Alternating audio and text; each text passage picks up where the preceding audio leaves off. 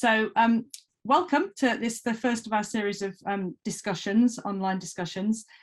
Our topic today is people, business and COVID, what's next for the workplace?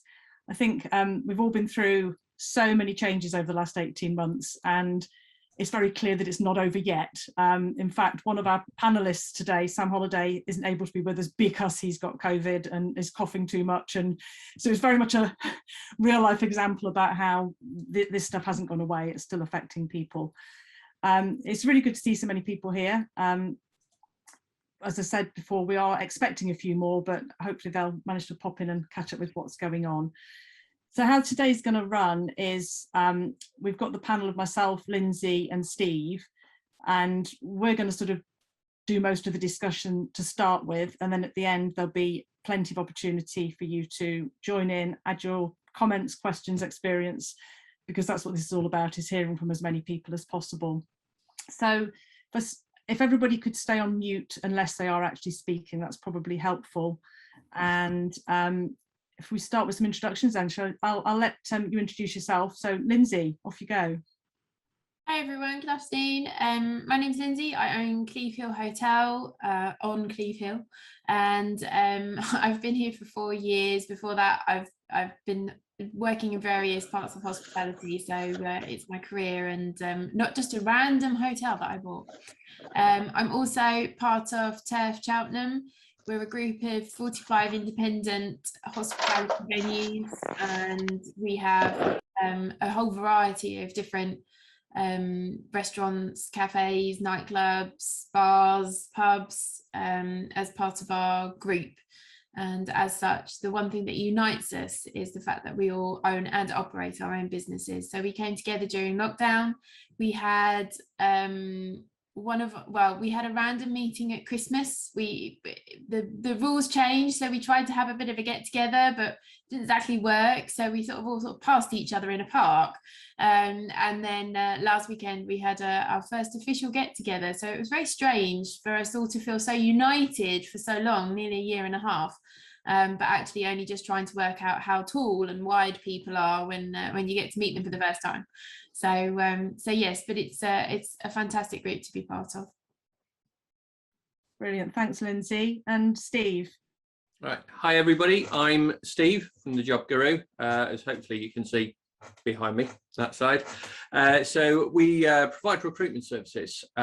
We work with small businesses, but primarily we work with HR businesses at the moment, providing them with the resources to be able to help their clients to recruit. So we provide access to advertising on the major job boards, sourcing CVs from CV databases, providing the time and resources that HR consultants typically don't have. We also do a lot with the Kickstart scheme. We're working with a lot of small businesses at the moment, helping them take advantage of the fully funded work placements for 6 months, which is going really, really well at the moment. There's a lot of companies that are doing very well. If anybody on here is interested in that, be aware that there is a backlog in applications, and although the scheme ends on December the 31st, probably best to get any applications in around about October the 31st to make sure you actually have somebody start before the cut-off date. So just a warning that we're putting out to everybody at the moment. Thanks, Steve. That's really useful advice about Kickstart. I hadn't realised it was that there was that sort of backlog with it. So me, I'm Kay Hamblin. I'm part of a small company called 8 Legal, and we provide HR and employment law support to small businesses. We pride ourselves on being a very kind of practical, pragmatic, down-to-earth sort of business, and we try and provide simple business-focused solutions for people so they can keep running their businesses smoothly. Along with some consultancy services around things like engagement, organisational culture and resilience. So moving on, I think everybody's got a very different experience of COVID, and it's affected different sectors and different individuals in wildly different ways. So in businesses which are continuing to have a lot of people working from home, which I know many are, I think one of the big challenges is how you maintain healthy team dynamics? How do business leaders and managers keep that sense of cohesion and shared experience? And specifically, I think, and I'm going to start with Steve on this one because this is your area, is how do you actually bring new people into a business and make them feel part of something when they're doing things entirely or mainly remotely? So yeah, I'll start with Steve. Start with me. Really good question to start with, actually. And I've got direct experience of this, having taken on new employees during the lockdown. They're working remotely. Had to sort of bring them in, train them. So I've got a bit of experience myself, and obviously experience with my clients from onboarding people.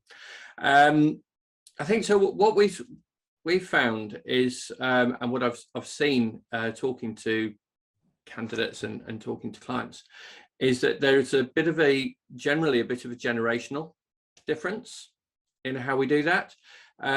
So there's quite a lot of assumption from mid-40 something upward business leaders that it's very difficult to communicate unless you're face to face in front of somebody.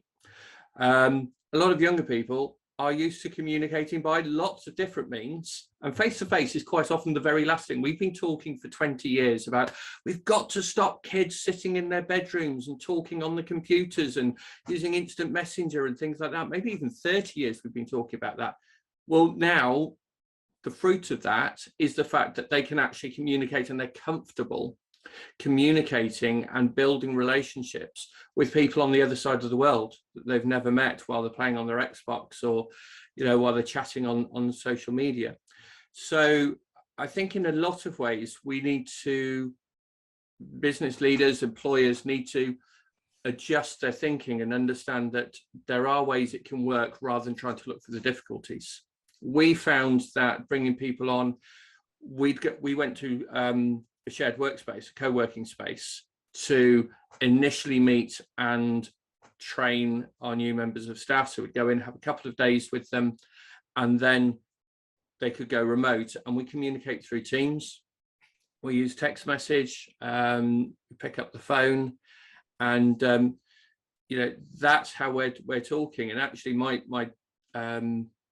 staff, they're sort of 19 and 23, the two young lads I've brought on, and they're very, very comfortable doing that. I've learned how to use Teams by talking to them. So I was Zoom and didn't do Teams. So I think we can learn from the generations that are more open to the communication and look for those solutions, as I say. Yeah, I think one of the challenges is those kind of, you can set up meetings and so on. It's those informal little touch points that are quite important, I think, in building relationships. But it's interesting that your young people are managing to do that. Yeah, I mean, if you saw my Teams chat with them, it's brilliant. I communicate more with them than I probably would if I was in the office. Yeah, it's really interesting because I'll just think of something, stick something into the chat, and then I can see when they've read it and they'll reply back, and we can have these quick snappy conversations rather than me standing up, walking across the room, talking to them. I do it immediately as soon as I think it. So it's actually easier. It's actually easier. Yeah. I think some bigger organizations as well are doing actually having like a formal buddying system, so that if you've got a bigger office with more people, and they've got somebody, as well as the informal kind of induction process, they've got somebody there who is their kind of base contact, or just the little things about how things are done around here, and that sort of visual sort of stuff. Yeah, and I think that's important, even if you're face to face in an office environment or you're remote. Either way, I think somebody new starting needs to have a point of contact, somebody who can just guide them through it, do that mentoring to get them into the business first of all. Yeah, outside of the official management and HR structure. Yes. Yeah. Lindsay, I mean, obviously, in terms of direct experience, you've probably not got a lot of remote workers, but be interested to hear your thoughts anyway on how you think this can work better for people. Well, I think what's been really interesting is that obviously you have to be there for hospitality. You can't you can't serve a coffee from far away, as much as we'd love to.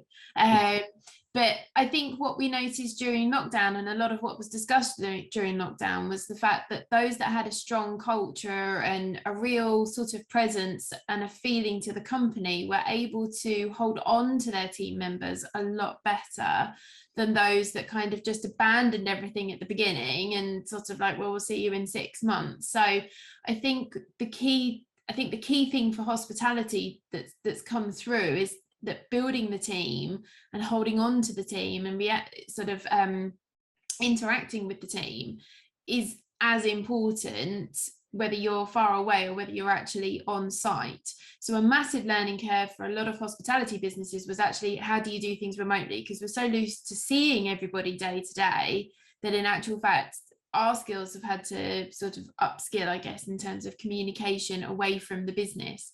So from that point of view, it's been a very interesting learning curve. And a lot of companies have come back stronger because in actual fact, that once a week quiz meant that everybody got to know each other and had time to get to know each other. So that now when they are back on site, it's a lot better. So I think maybe in terms of what companies could do now people are spread out a bit more is looking at the culture, looking at the message that's being sent out, and how does it work? I mean, Steve's saying, you know, we communicate a lot, we do it this way and that way, and that one-to-one works perfectly for his 2 guys.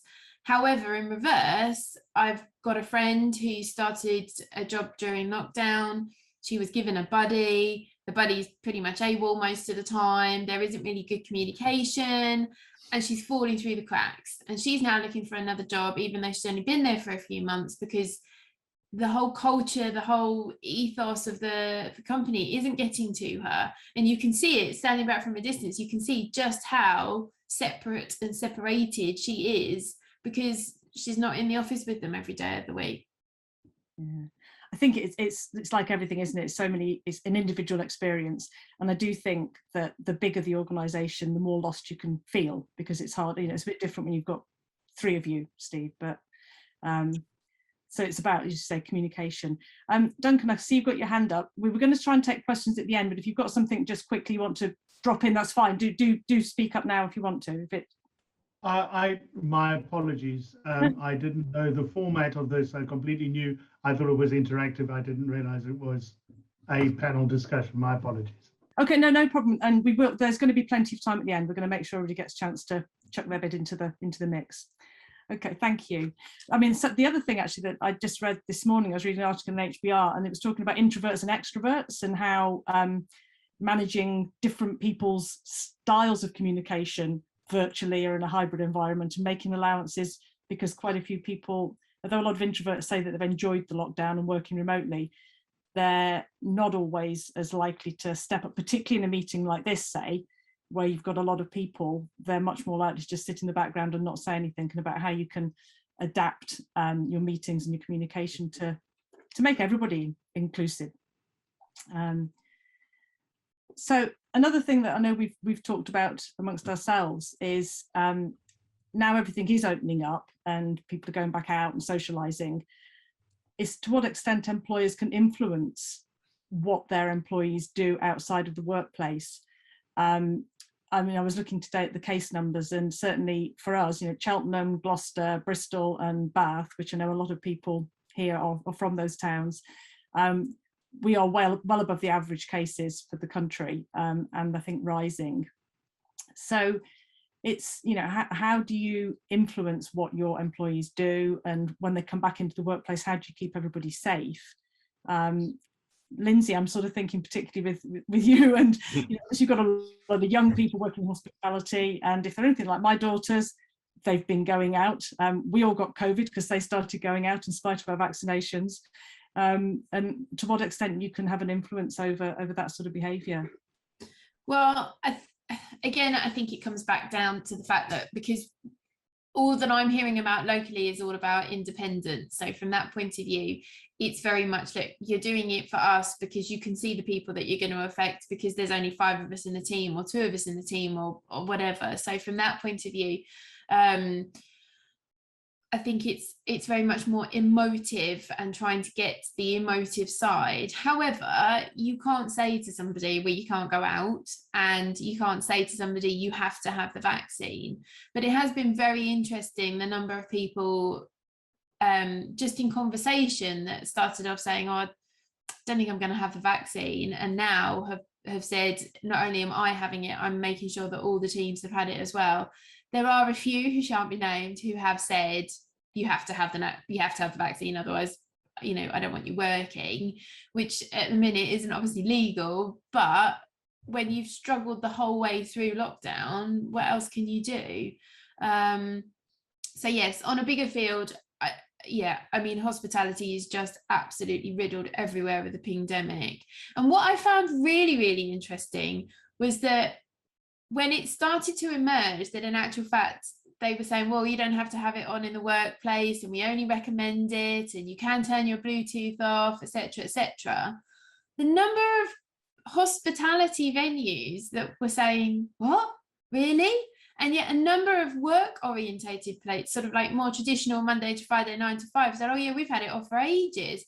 And I thought that was such a lovely compliment to the industry, that we, to heart, you know, we're following every line, every guideline, you know, whether it's track and trace or whatever, we're there to the very end doing what we should be doing.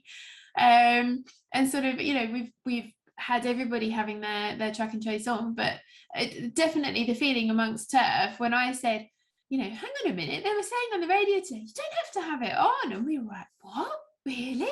So I just thought that was a lovely sort of caring side to hospitality that came across, that, you know, we were really thinking about the guests as well as ourselves, and trying to do what we can. But I definitely feel like we're moving forwards now from that point of view, mainly because I think everybody's deleted the app, so I don't think anybody's doing it anymore. I haven't had a guest do the track and trace for weeks now, because you can see when they get logs. Nobody's done it now for weeks. So from that point of view, I think maybe it's getting slightly easier with the pandemic, because nobody's doing it. But I don't know. But yes, it's certainly, I think from my stance, it's very much the emotive side. You know, if you need your job, if you want your job, can you just be a little bit careful when you're out and about? Because if two members go off sick, that's it. You're done for. And I mean, even now, obviously, with fully vaccinated people not necessarily having to isolate just from being in contact, a lot of young people haven't finished their vaccination courses, or people maybe haven't chosen to get vaccinated for various reasons. Absolutely, but we're also, but it is recommended that if somebody gets COVID, everybody that was on shift with them should actually be off until they get a PCR test. So in actual fact, we are still following it to a certain degree. I mean, I know a couple of people that are double jabbed, and somebody got COVID and they carried on going into the office and they did their PCR test, because they said, well, we don't, you know, it's only recommended and I don't want to lose the income. So again, I think hospitality, as ever, is just going the extra mile, because at the end of the day, we really do not want the press of, well, like, is it Boardmasters, the festival, you know, we don't want that similar press. So yes, so we are going the extra mile, I guess, in comparison to maybe an estate agent or I don't know, a manufacturing company. Yeah. And it's interesting when you say about some places are compelling people to get vaccinated and things. I think it's still very much a dodgy thing from the employment law point of view. And even things like asking people if they've been vaccinated, there are all sorts of GDPR implications to that as well. So it's a bit of a minefield. I think employers have got a really quite a difficult task of juggling all of this stuff. Yeah. Any thoughts from you? Yeah, I was going to say it's extremely difficult for employers, because they have a duty of care to their staff to say that if there's somebody who's vulnerable, they need to make sure they're protected, but they can't protect them because they can't ask somebody to go through the processes to protect them. Makes it very difficult. And had one of my clients recently, about a month ago now, they had a confirmed positive case of somebody in the office having COVID. Half the company had the app, got pinged, went and isolated. About half the company had refused to download the app carried on going to work every day, carried on going and mixing with everybody. And when the management, because all the management had got pinged, so they were all out of the building. And when they were talking to their staff and they're saying, so, you know, what's going on? And the staff said, well, we haven't been pinged, so we can carry on. They said, but you were in the same room as this person who's got COVID. And they said, but we haven't been pinged. And they were in a position where all the management were absolutely gobsmacked. And I think, what is going on? We've got these people walking around who are potentially sharing COVID. They're coming into the office and mixing with each other, potentially sharing COVID. And there's nothing we can do about it. They couldn't enforce, you know, any rules. And I think this is a difficulty that's really been found by a lot of companies. And as Lindsay's saying, you know, hospitality are being extra cautious because, you know, yeah, if it goes wrong with hospitality, I mean, you're the first ones to be locked, to shut down. You don't want to be the first ones to be shut down again. But yeah, in offices and things like that, to be able to manage, especially when you've got a large number of staff, it makes it tricky. But I think it goes back to the culture of the business, as Lindsay was talking about earlier in answer to the previous question. If the business culture is about caring for each other, thinking about each other, people are going to be more motivated to think, well, okay, I don't want to be ill, or I've been near someone who's ill. I don't want to pass that illness on to somebody else. So I'll volunteer to, you know, have good habits just while everything is being sorted out. You know, maybe not go to crowded events until things are, you know, settled, maybe isolate when I need to. I think if the culture drives that, but it's a lot for everybody's head to get around, especially when you have a culture in this country which has always been drag yourself into work. You don't have time off work for sickness. And okay, this is very different from, you know, a little bit of a cold, but you know, it's changing attitudes. It's turning that oil tanker to say, actually, the decision is, you know, oh, I don't feel very well. Right, well, I'd better stay away from people and carry on, and I can carry on and do my work, or I'll wear a mask so that I don't pass anything around. So I think if you get the culture right, then people will make the right decisions, you know, for the business, for clients, for customers. But it's very hard for employers to be autocratic and, you know, major minefield, as you said. It is difficult as well, and you can see it from both points of view, in that, you know, if you're an employee and if you go off to isolate, you're only going to get SSP.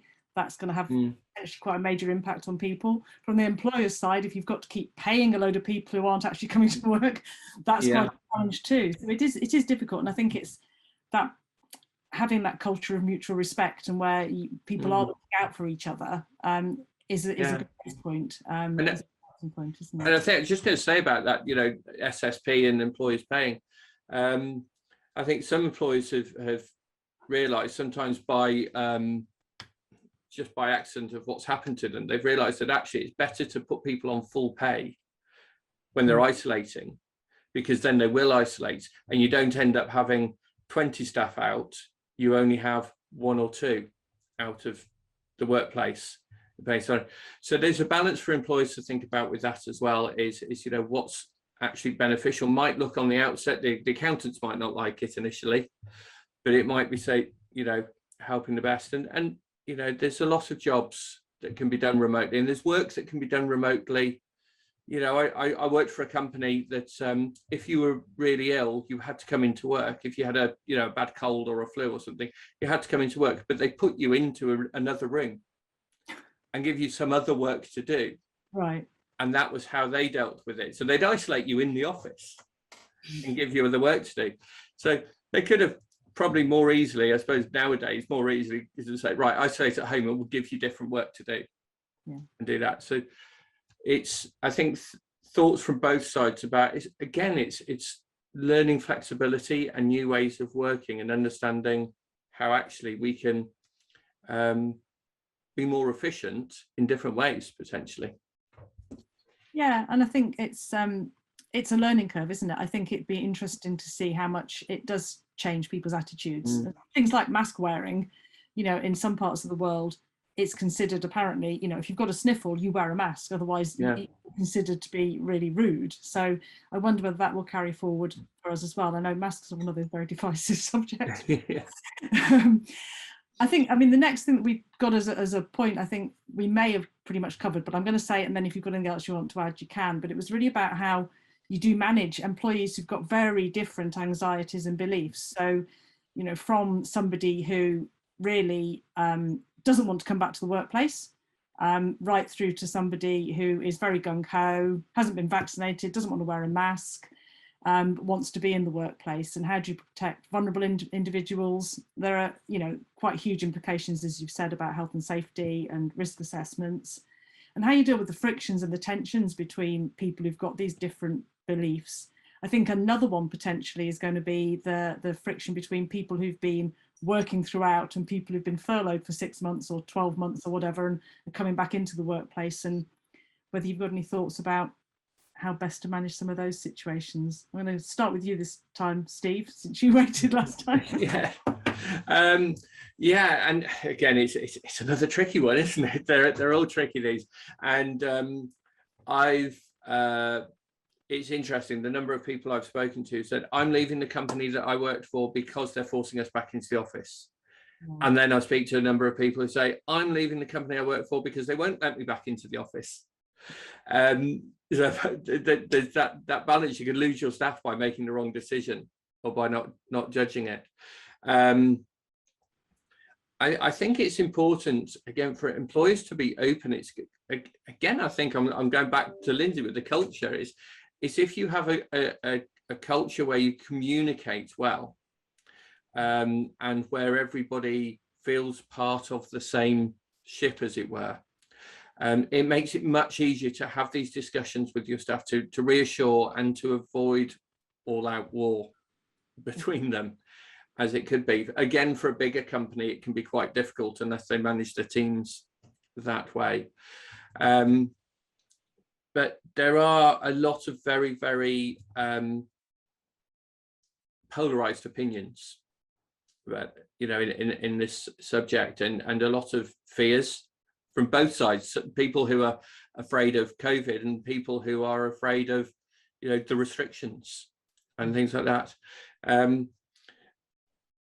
I've spoken to a number of companies where they have brought in well-being coaches and brought in specialists who can sit and actually just add that bit of support to their staff, have those conversations where managers might not have the as much emotional intelligence, maybe, as much empathy. They're used to KPIs and things like that. So bring somebody in who can sit down, who can understand that, and who can talk to the senior management, to the boards, etc., and to explain what changes they can make. I think the companies that try to do it all internally without any expertise, they're the ones that, to me, have come across, and they're struggling. They're not communicating with their staff. They're imposing rules. And as soon as they're imposing the rules, it goes back to my first point, you have people leaving because they don't like the rule they've imposed.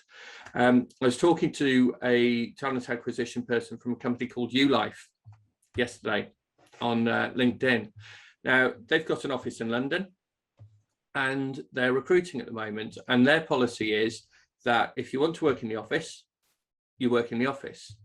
If you want to work from home, you work from home. If you want to work Monday to Friday, 9 to 5, you work Monday to Friday, 9 to 5. If you want to work Monday to Wednesday, 6 till 8, then do that, as long as you get your job done. And they've gone for a completely flexible approach. It's basically, you do the work, you do it when and where you want to do it, to try and give their staff the opportunity to feel that they're empowered somehow and feel comfortable with the environment. And, you know, people who are very nervous about COVID might not be going into the office, whereas the ones who are most relaxed about it will be going into the office. And they're tending to end up, she was saying, they're ending up with like-minded people in the environments. So everybody, pretty much everybody in the office is very relaxed, much more relaxed and doesn't like the restrictions. Whereas the people who are doing the virtual are the ones who would be very awkward in that environment and would definitely have friction with the people who are talking about the nights out they've just had in the nightclubs and then coming into work.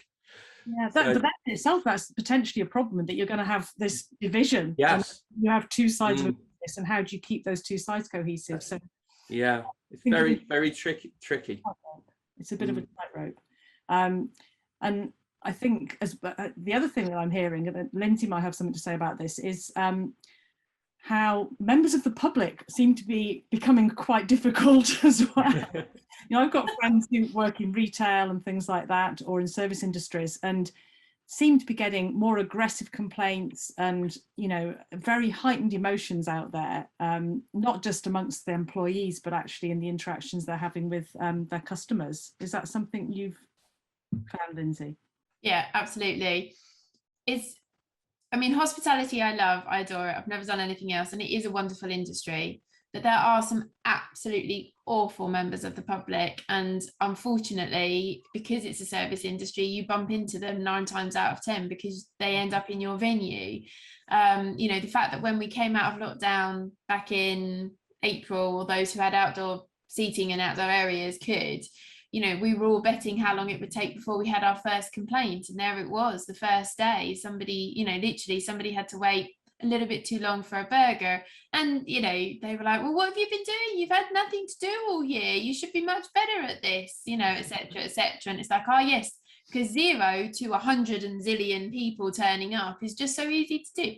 Anyway, I was just going to say that I think sadly, because the industry, the hospitality industry, is very used to receiving flack in whichever direction, we were going to be damned if we did and damned if we didn't. If we had masks on, if we didn't have masks on, whichever way around, somebody wasn't going to be happy. So everyone in TERF unanimously said, we're just going to do what the team want to do, and gave the team the empowerment. So if they want to wear masks, they can. If they don't, they don't. And even personally at the hotel, you know, I'm still wearing a mask. I don't get my second jab until next week. And I've had my mask on because I need to stay protected, because if I close, that's it, I've lost the revenue.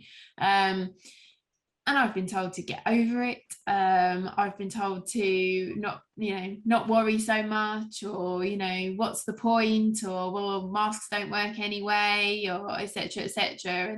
And yet when you say to somebody, well, I'm not doing the buffet at the moment because I'm not 100% convinced you're happy with someone else breathing over your food at the moment, people are like, oh, yes. So when people actually think about it, they get that in actual fact there's more to this than just, well, you know, why are you still insisting on sanitizer and, you know, face masks and all the rest of it? So yes, so we've gone in whatever way the team wants to go, because at the end of the day, if you're going to get flack for wearing a mask or not wearing a mask, at least be happy whilst you're getting screamed at, because that's all that you can do, really. So yes, it's certainly bringing a whole other level of customer service skills out. I think involving the team in those decisions, and it's like involving the team in your risk assessments is really quite important, so that they understand what you're doing to keep them safe, and that they believe in what you're doing to keep them safe, rather than it just being imposed top down. I think so often and I think for so long over the past year and a half, it's been the government telling us what to do, that in actual fact, for the first time, as much as we're sort of going, well, what do you mean we're doing our own risk assessments? How do we know what the COVID level? We're not doctors. We don't know what. It does mean that we have now got the ability to say to team members, what would you like to do, and how would you like to do this, and yes. But it's, again, to suddenly have a load of people queuing at a bar, a couple of team members found it really, you know, their anxiety levels went up, because all of a sudden there's loads of people around them. So there has been a lot to deal with, but I think the good thing is the fact that everyone's in it together. And as much as we bitch and moan about people when they click their fingers and shout at you across the restaurant and all the rest of it, we're just uniting again about those telling us to get over it and to stop worrying about COVID and stop insisting we keep wearing masks. So yeah, it's It's just another thing. Another thing. There's always something, isn't there? Moving on to sort of a slight shift is that a lot of people have talked about how the pandemic has brought forward this whole revolution in flexible working, and that it's been, you know, something that a lot of people have been struggling and trying to get in place for a long time, and then suddenly it's happened. And I just wonder what your thoughts are about that going forward. And I think, Steve, you already touched on this a little bit about, you know, who makes those decisions about where people work and when they work. And obviously that's easier in some sectors to give the choice to the employees than it is in others.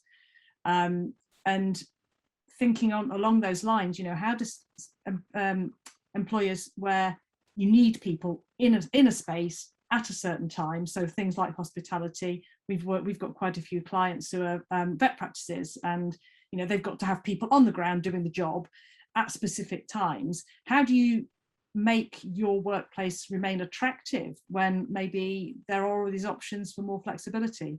And I know, Steve, you've talked particularly about, you know, it's been very high up a lot of people's agendas when they've been looking for jobs, that sort of flexibility. Will I be able to work from home? Will I be able to do this? That's been quite a key thing.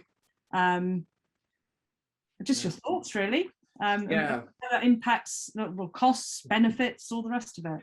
yeah. I suppose the first thing to mention is there seems to be a surprising amount of a surprising lack of understanding of what flexible working is, particularly amongst employers, but also amongst employees. Employers, quite a lot of employers think that flexible working is, well, we'll do a 4-day week, or you work from home 2 days a week and you work from the office 3 days a week. That's not flexible working. That's still imposing a working practice, but they call it flexible working, and then they don't understand why their staff say, but I want flexible working, I'm not going to work for you. So I think it's important that people understand, if you're wanting to offer flexible working, you have to be flexible. If you want to impose rules, you have to impose rules. Now, the best results I've seen from, or the best stories, should I say, I've seen about the changes in working practice and coming out of lockdowns and things like that, and deciding where the staff should be, is where the management have sat down or on the screen or whatever, communicated with the staff, said, right, what do you want to do? We need to come back. What do you want to do? How do you feel about that? And have a real adult conversation about, well, we need people in the office. We need them at these times. We need them to be doing this. So how do we do that? And we understand that you might want to be working remotely or changing your hours slightly. So how can this all fit in together? And again, it's difficult for the really big companies, but actually it's a lot of really big companies have had these conversations, you know, and closed down whole sites because, well, they don't need it anymore. So I think it's really incumbent that there is a conversation. The management have to make the final decision, but I think to take the staff along with them makes things work much, much better. There's a lot of people leaving jobs that wouldn't have left jobs if the management teams had just had a conversation with them in the first place, and things could have changed dramatically. So I think it's incumbent on the management to communicate, understand, and then make a decision after that communication. And don't try and dress up mandatory rules as flexible, because that just rubs everybody's back up the wrong way. That's so true. And I mean, I think so many things do come back to communication, getting people on board, finding out what people really want, and as flexible as you can be. And I think, sorry, a last thing on that, actually, I should mention, salaries have gone up 7% this year on average. That's a huge increase. A lot of that is driven by employers saying you have to come and work in the office, and employees saying, well, all right then, make it worth my while. Right. So I've got people who'll take pay cuts to have true flexible working or to work from home, and people who say, well, you've got to bribe me to work in the office. So there's financial incentive for companies to actually manage this communication, and lots of companies are looking to get rid of the London waiting as well. Yes. Yeah. They say, well, hang on a minute, these people who commute 2 hours into the office every day, actually, we don't need you to commute in. So you stay where you are and we'll stop paying you 15% extra. And that's an interesting change that's starting to happen.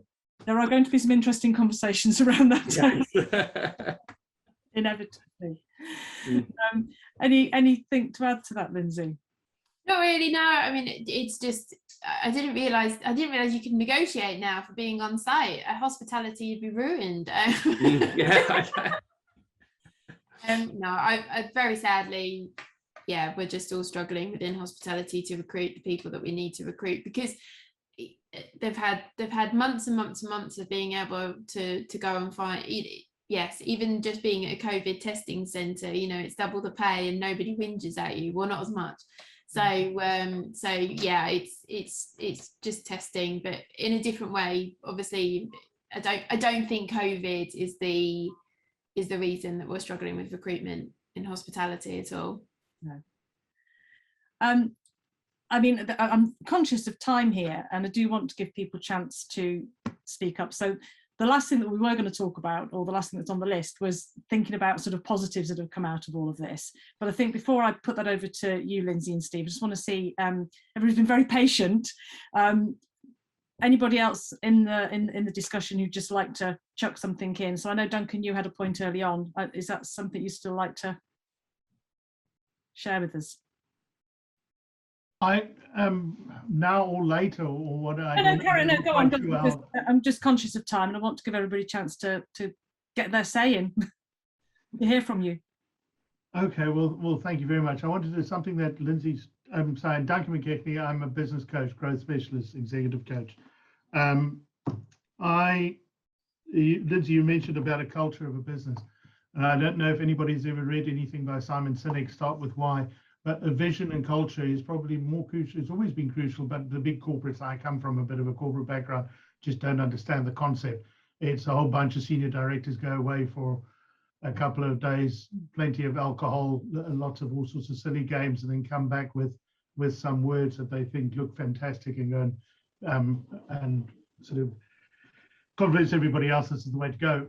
Is unfortunately become the norm, but the actual vision and culture of a company is so important, and to take people with on the journey. I don't know if you know the story of the Masons creating the cathedral. The one, it's such hard work, it's so hot, it's so heavy, and my fingers are messed and I can't do that, my back hurts, and this probably won't even be finished in my lifetime, but it puts, you know, it pays the wages, puts feet on the table and a roof over my head.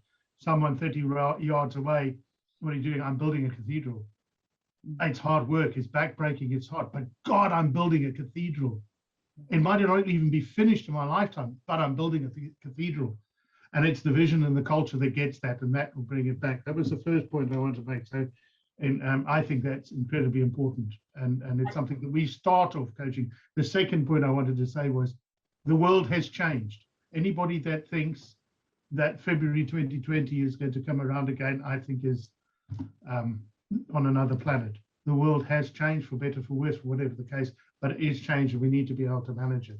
And I think remote leadership is critically important. No matter where you're going to be, you are going to be exposed to staff all over the place, and how you handle that is incredibly important. What I find, just to 2 points there, very extremes, but one, I'm really grateful that the phrase "can't wait to get back to normal" has stopped, because I think for so long in the press, on the radio, whatever it is, oh, I can't wait to get back to normal, I can't wait to, and I just kept thinking, we're never going to get back to, like, we can only go forwards, we can't go backwards. It's just ridiculous. So I'm really glad that's gone. And just very interestingly about what you were just touching on the international and the worldwide, I know this is a very random example, but my mum's WI have clocked now that because they can do meetings on Zoom, they can have speakers from wherever they want. And all of a sudden, so-and-so down the road that used to show pictures of their garden is off the list of speakers, and they've got people from all around the world coming to do talks to them, because they're like, we can connect up to anyone. And you just think, my God, if like a WI can connect this and work this out, then let's just hope businesses can do this, because I think it will just make it so much better for everybody's working ethos. If the idea of thinking outside the box is just so much better and so much easier, and the norm moving on, because we've all had to think outside the box so much more. To tie in with that, Lindsay, I couldn't agree with you more. The big corporates, and especially the global international corporates. Well, the CEOs have realized, listen, I don't have to hop across the pond once a month to go to a board meeting. And guess what? The finance directors are incredibly happy, because that comes off the bottom line completely, or goes onto the bottom line. All the expenses are saving. And do you know what? I pushed against remote working and working from home because I didn't trust my workforce. Oh, goodness gracious me. They've been productive as hell. Actually, this does work. So I think for the big corporates, I'm lucky in the last 10 years before 2020, I worked for some incredibly mature organizations. As Duncan, be where you have to be. So I think EQ is going to be incredibly important now, and coaching business owners and corporate execs just to listen, understand what you want. Some people just can't wait to get back to work. Me, I quite like working from home. Some people feel isolated and incredibly frightened about being at home. Some people don't. You've got to listen, and you've got to, flexible. Crikey Moses, absolutely. I think, I mean, the WI, that's a real great example, isn't it, of a positive thing. But and I think a lot of businesses have found that, and like you're saying, Duncan, the savings, not having to jet across the world. I know people quite enjoy that sometimes, but actually, environmentally, it's great. Time-wise, it's great. Cost-wise, it's great. And like, absolutely, your point about culture and not imposing it from the top down. That is one of my hobby horses. I just like this, the idea that a group of people at the top can go away, create a vision, and come back and go, look, this is our lovely vision and value statement. And everybody goes like, yeah, so what? Yeah, exactly. I've worked for one company in my life, in the 40 years that I've been working, that had a vision, or a mission statement rather, that everybody, no matter who the heck they were, and that was Babcock. Babcock had home safe every day. And it was something, and now you're working on nuclear, land, maritime, they build the carriers, aviation, highly regulated, highly risky environments. And each and every single person knew what it was and knew how they contributed to it. The PA, the receptionist, on the briefing that she gave to visitors, if you went and asked her, said, Naomi, how do you, what's the mission? Home safe every day. How do you contribute to it? Well, it's up to me to make sure that people aren't. And that was amazing. That was fantastic. That was working properly. Yeah. Well, we did a little bit of work years ago with Eurostar, and they did this whole thing that they'd started out with this imposed from the top down. And everybody was like, not interested. And they turned it all around and did it from bottom up. I'd love to say that we were involved in doing that. We weren't. We just heard the story. One of those fantastic stories. So anybody else has got anything they'd like to? Terry? A great discussion. Couple of things I'd like to pick up from what Steve said early on about learning across generations. I think that really is important. I had a conversation with a large firm of solicitors in Cheltenham a few months back. Had a chance to talk to them as they were processing the pandemic and what they were thinking of doing. And then I had a conversation with them 3 months later. And it was interesting how they had kicked the ideas that they had 3 months earlier out of the window, for the very reason that they learned, the senior partners, they learned in a particular way, and they thought that was the way the young people had to learn. And the young people just weren't prepared to go down that route, because they have learned to build relationships in different ways. And also what, let's say, the older generation have looked at work as a social network. That's where we meet our friends. That's where we hang out. I think COVID has given people the opportunity to build networks outside of the work environment. So the need to be in work isn't the same for young people as maybe it is for the older people. But I think it provides an opportunity for us all to really go back to school and learn from each other. And it doesn't matter what status you have in the organization. if you can start communicating with each other, there's a greater opportunity to create these things like employee engagement we've always talked about, because we're all in it together. I'm picking up what Lindsay was talking about in terms of values and being relieved that we're not going back to the new normal. I think the challenge there, and I'm still kind of seeing it, is that, well, we did 360-degree feedbacks and we did appraisals every year, and it's like, do we need to do appraisals every year now? Are we actually connecting with each other on a more regular basis, so we don't have to have the formal structures that we used to have, but we can kind of reinvent and do things differently? Because if we try to shoehorn back in some of the things that we were comfortable with back into the new normal, actually that might not really work either. And if we don't involve our people now to try and solve it, I don't think the problems are going to go away.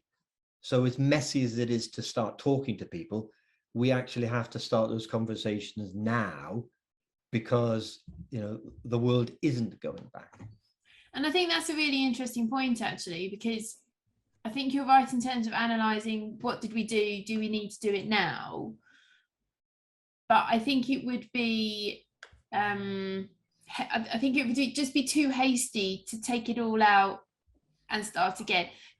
Mainly because the one thing that we're noticing is that people want to talk a lot more. Our team members are talking a lot more to us because they've got a lot more to say. A, because I think they're younger and therefore they just want to tell us what's on their minds a lot more. But B, because everybody's under a lot more pressure now in hospitality, whether it's short-staffed, whether it's regulations, whether it's just the sheer weight of debt that's now sitting on our heads. And at that point, I think unless you actually have a structure and you have something that you follow, you will forget to do the things that actually are quite important. And interestingly enough, going back to the friend that I mentioned at the beginning, who was thinking of changing jobs because she's just fallen through the net, when it got to her 8-week review, the guy doing the review went, oh, right, okay, fine. Well, I appreciate everything you've said, but well, I probably won't write this down on the notes if that's all right, because we'll just try and sort it out between us, and then, we'll fix it between us. And she said she knew it was because otherwise somebody's going to pick up on what he's done. And you just think, yes, and that's where, in actual fact, some of those critical things like appraisals or 360s need to be there still in some way, shape or form, because there are still bad managers and there are still bad team members. And whether they're working from home or in the office, they're still bad. So from that point of view, it's still really key to flush those out and highlight them where possible. Because she came out of that Zoom absolutely broken, because she thought that was her chance to really fix a few things that had gone wrong in the previous few weeks, and instead she just lost absolute heart in her manager and just thought, well, what's the point? He won't even write something down on a form. Yeah, I think that's a really great point that you both have made there about the management, and it's something I said right at the start of the pandemic, at the first lockdown, was this will sort out the true managers. The leaders will have to come out, because the managers who say, what time did you check in, what time did you check out, what was your average call time, what was those ones, they can't deal with the ways of working that we've had to do. But a true leader who is a proper manager, a manager has to be a good leader. They can deal with that, they can deal with the change, they'll communicate with the staff, and they wouldn't have said, well, we won't write that down because it doesn't fit. They would have actually probably brought it up and said, right, I think you've probably been struggling because there hasn't been that communication. Yeah, so we're going to have to see true leaders coming through, I think, to help take everything forward. But why, sorry, if I could just ask a question, the thing that has riled me all my years is, why is an appraisal always associated with a negative? I associate it as such an exciting, wow, what are we going to do the next year together? Where is it? Listen, this is where we're going to take it. And it's been, not, well, what you did wrong was, no, what you did right was, crikey Moses, so what are we going to do the next year?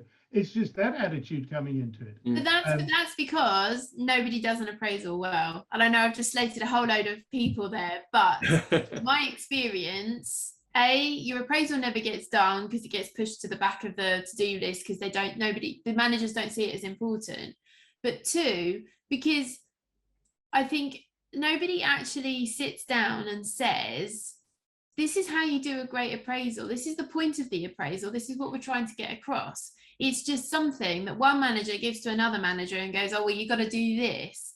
And I think, unfortunately, it comes back to culture and the culture of the company. If learning and development isn't the center of the company, then whoever is a bad manager doing an appraisal on a team member isn't going to get it right. If they're a good manager, have they been taught how to do it well? Probably not. And the majority of times it's because there isn't an HR function, there isn't an HR department, and therefore somebody says to somebody else, oh, we've got to do this, and it's a tick box. It's not actually seen as the key chat that it can be. I mean, I wholeheartedly am absolutely with you on that. You know, when I was running much larger organizations, appraisals were a moment of joy, and it was the time when you'd give the certificates of achievement, and you'd give, you know, it was like, way like your birthday kind of thing, you know.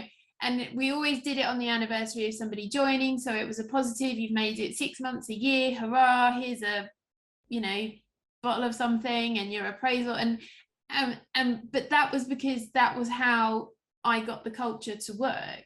And unfortunately, having been through awful management myself and experienced it, more often than not, people just see it as being sat down and told what you've done wrong. That isn't that part of the problem, that rather than people managing things through the year, they store it all up for the appraisal and dump this whole pile of crap on people. And that's really not what it's about. I mean, it drives me mad. Yeah, absolutely. 6 months ago, you did that thing and it caused me a problem. Did I? There's actually a good manager will be dealing with those sorts of things when they happen, not saving them up for an appraisal. And Duncan's absolutely right. The appraisal should be about like, this has been going great. What are we going to do for the next 12 months? How can we help you get there? It should be a positive experience. And it must, what is crucial in my opinion, is it must be, you must see and understand how you are contributing to building that cathedral. Yeah. You must see, this is what Naomi understood as a receptionist at Staverton, the importance of get home safe every day, and her play a part in it is part of the appraisal. You need to understand your role, that you're there to do a specific role. You didn't there because to make up the numbers. You're there to do something, and that something is building up to the success of the company, whatever the heck it is. So if you understand the vision, if you buy into the vision, the culture, the core values and the purpose of the business, and you see your point in it, why, I just baffles me. And I think the opportunity with, as Lindsay and Steve have said, more conversations taking place inside organizations with what your staff are doing. There's far more natural opportunities to congratulate people on doing a good job. More of that. That's brilliant. Really, thank you very much for doing it, which culturally just feeds through. By the time you come to do an appraisal, they've had so many positive strokes for what's worked. The appraisal does sort of just wrap it all up for the end of a year. A little phrase I like is spend time as a manager. You should be spending time catching people doing something right. Yeah. Actually, be there looking for things going well that you can congratulate people on. Yeah. I'm very conscious of time passing on, and I know that some people haven't contributed anything or said anything. If you've got anybody who hasn't contributed already, because we've all been talking a lot, Mike, come on, say your bit, please. Thanks. Very interesting that a conversation about COVID and business ends up talking about annual appraisals. I've been kind of sitting listening intently, because my purpose of being a part of this, and thanks to all the speakers, was really just to get a feel, a gauge, a pressure test on what's going on out there. I run a consultancy where I help businesses achieve their objectives, their goals, their strategies. And what I heard a lot throughout what we were talking about was that engagement of people, that they're talking to the people, the understanding what people want, they're trying to make the business adapt and evolve to suit those people. Because everyone has gone through a massive change, whether they wanted it or not. Lots of businesses make changes happen because they need to. This one has been forced upon us, and good businesses have capitalized on that and made it really successful and continue to do so. I think that whole new norm thing is very much about how businesses, small businesses, large businesses, organizations engage people going forwards and continue to make, you know, the learnings and the new opportunities from what we've got. And yes, there's stuff we did before that's great, and we need to pull that back through. The stuff that we learned recently, we need to keep doing that. But it you know, the appraisal thing kind of fits into it beautifully. In that, to me, it's like an end stop for your book. You know, you kind of do a quick resetting and go again with, you know, recapping everything you've learned and where you're going next and what you're going to do next. So it is interesting how the conversations, I think, naturally led to something that's very significant, because at some point we need that stop. We need that.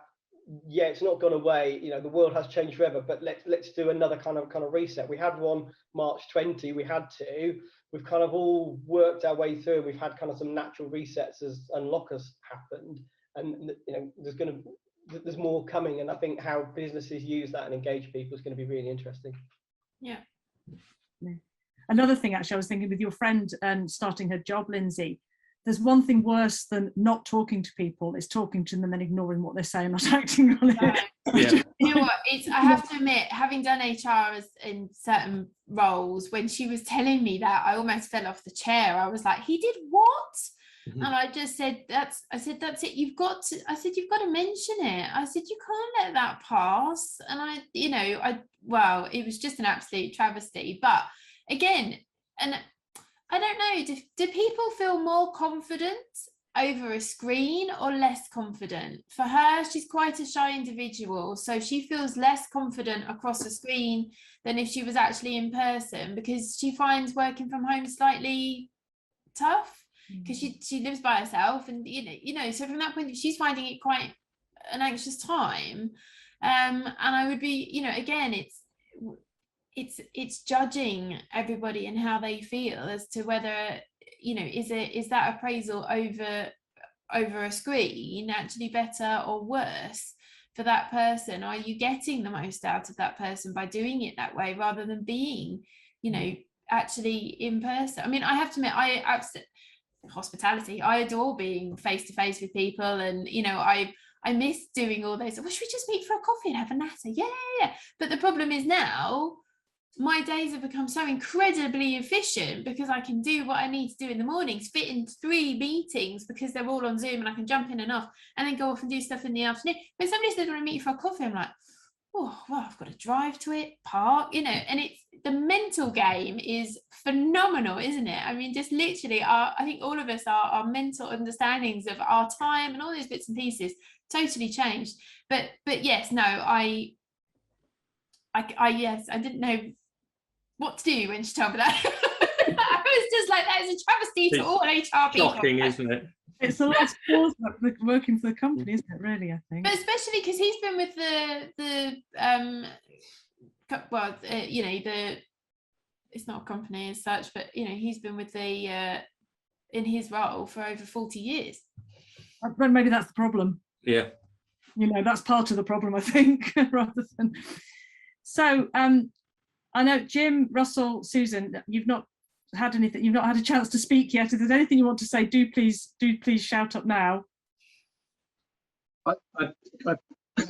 It's interesting. So I've run a business park myself this week, so I see the different ways that companies have reacted to COVID. Some have carried on.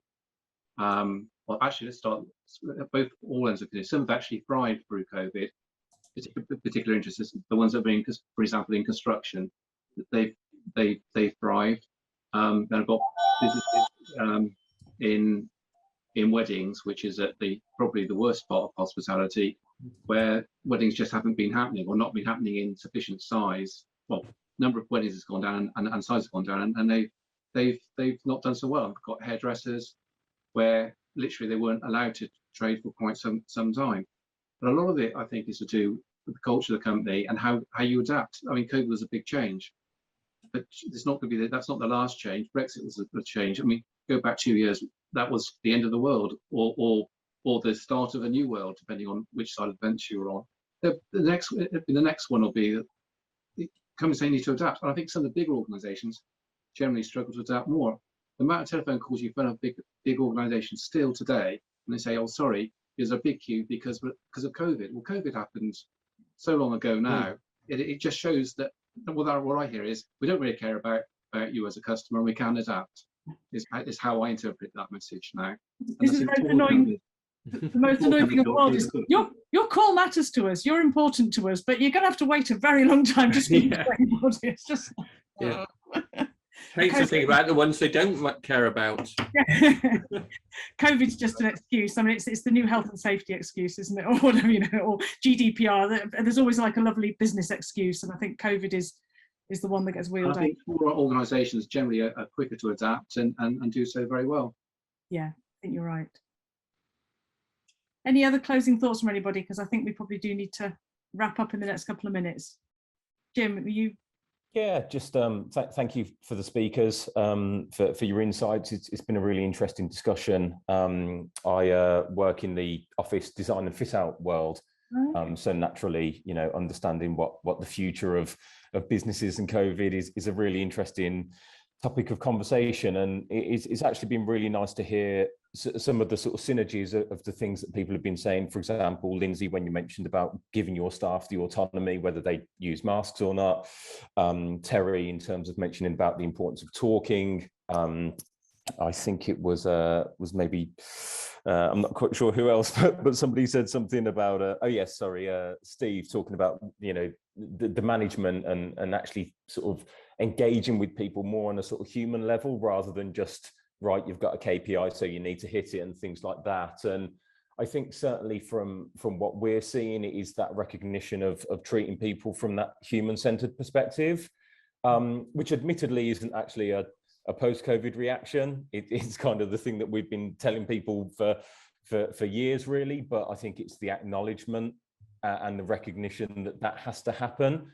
Just like Duncan mentioned, you actually could trust your employees, and lo and behold, they didn't sabotage your business or do anything negative. So I think it is that case of a lot more focus around people themselves.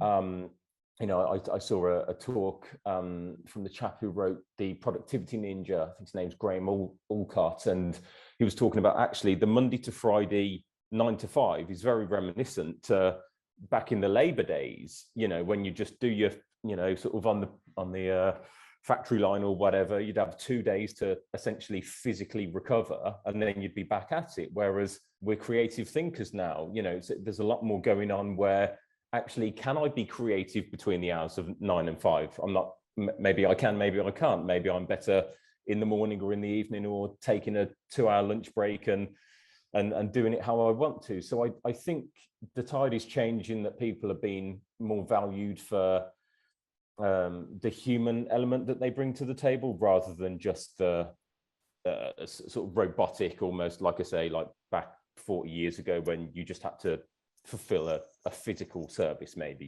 So yeah, I think that's kind of what I saw and where we're going moving forward, which is great. I was just going to say, I think, just to add, because I think you're absolutely spot on, I was just going to say, when Google and Apple started talking about their offices and having sleep pods and all these different things, and a canteen that was amazing and full of all this food, and I just remember thinking, why is this so outstanding? Surely this is kind of like where everybody should be aiming for. Yes, okay, they've got a lot of money to be able to do it, but I was like, how does this make sense? Because as society, we're trying to find out more about ourselves, and we have yoga and we have meditation and we have all those kind of things. But why is it still everybody supposed to work within 9 to 5? Like, we're supposed to find out about ourselves intrinsically. However, our brains are only supposed to work between 9 and 5. Obviously, they don't work at any other point in the day. And, it's like, it's all these kind of just, and you're just like, it doesn't make any sense. So, yes, I think, Jim, you're absolutely right. The more we head towards, the idea of that, just doing what you can do when you can do it, because that's just the talent that you are. Hurrah. But Terry's gonna.